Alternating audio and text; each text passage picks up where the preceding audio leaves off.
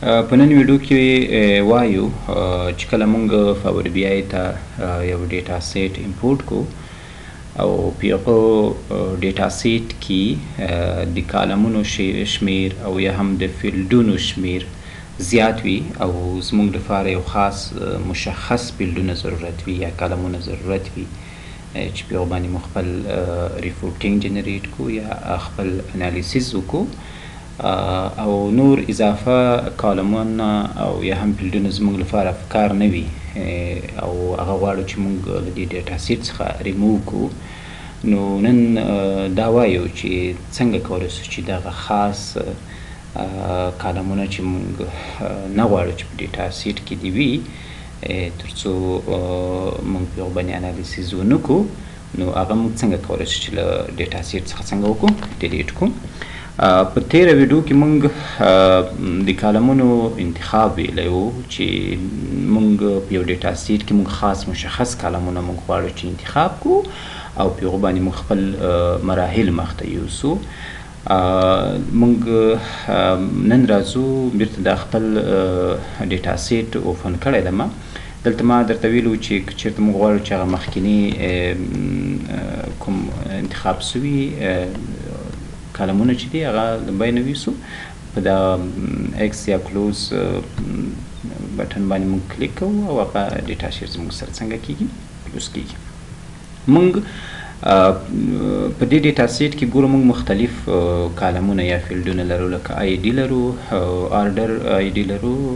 آرډر ډیټ لرو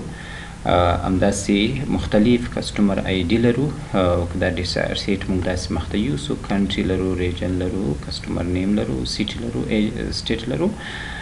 پوسټال کوډ لرو مختلف فیلډونه یا کالمونه په دې ډیټا سیټ کې موجود دي خو موږ وایو چې په دې کې زما لپاره ټول کالمونه یا فیلډونه ضروري نه دي چې زه په هغو باندې خپل ریپورټینګ جنریټ کم او یا په هغو باندې خپل انالیسیز وکم او یا په هغو کې هم ډیټا کلینینګ وکم زما لپاره یو څو مشخص کالمونه ضرورت دي نو راځم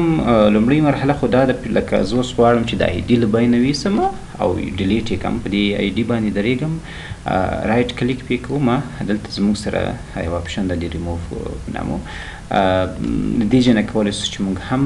یو فیلډ یا کالم ډیلیټ کړو که چېرته زه په دې باندې کلیک وکړم نو دغه کالم زما سره څنګه وکړي ډیلیټ کیږي خو بیا هم که غواړم موږ ووایو چې دلته زما سره راسه آرډر آی ډي ډیلیټ کړه دلته هم کولی شو او دلته راسو ریموو کالمز کالم باندې موږ کلیک کوو او دلته وایو چې ریموو کالم دا کالم ماته څنګه وکړه ریموو کالم بی نه ویسه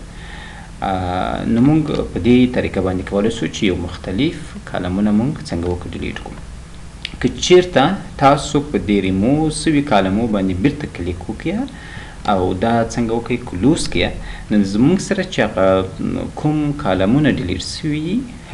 هغه کالمونه له هغه اصلي ډیټا سیټ څخه نه ډیلیټ کېږي په هغه اصلي ډیټا سیټ کې زموږ سره موجود وي اما په دې ډیټا سیټ کې چې موږ اوس اوپن کړی ده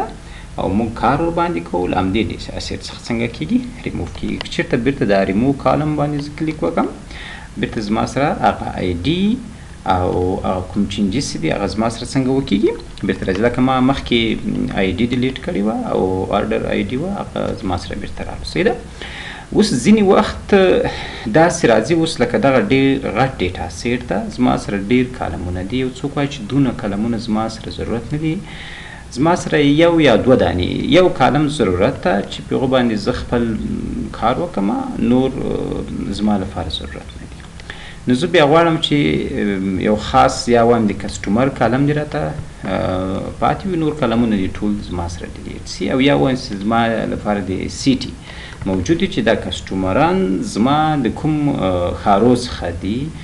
هغه زما څخه پاتې وي نور ټول زما لپاره ډیلیټ سي نو بیا دا انتخابوم دا کالم یا فیلډ انتخابوم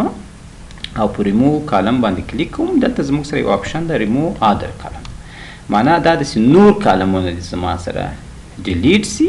یوازې همدا کالم چې ما سلیکټ کړی و هغه دې زما سره پاتې سي که چېرته بیرته ریموو ادر کالم باندې موږ کلیک وکړو نو زموږ سره هغه ډیټا سیټ بیرته خپل راځي. او یا غواړم زما سره د ریجن په سطح باندې یا د کنټري په سطح باندې موږ وایو چې یوازې کنټري د زما لپاره انتخاب سي، نور کلمونه زما سره څنګه وکړي ډیلیټ سي. زه وغواړم چې زما کسټمران له کوم کنټري څخه دي، او یا هم موږ ریجن وایو چې له ساوث څخه دي، له ایست څخه دي، یا له ویسټ څخه دي، یا له سنټرال څخه دي. تاسو کولی شئ هغه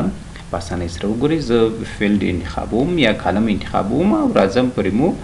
ادر کالم باندې کلیک کوم. زما سره نور کالمونه ریموو کیږي، یوازې دا یو کالم را سره پاتې کیږي. نو که چیرته مو دا ویډیو خوښه سوي در سره لایک یې کړئ، له نورو سره هم شریک کړئ تر څو نور هم ترېنه استفاده وکړي. ډېره مننه.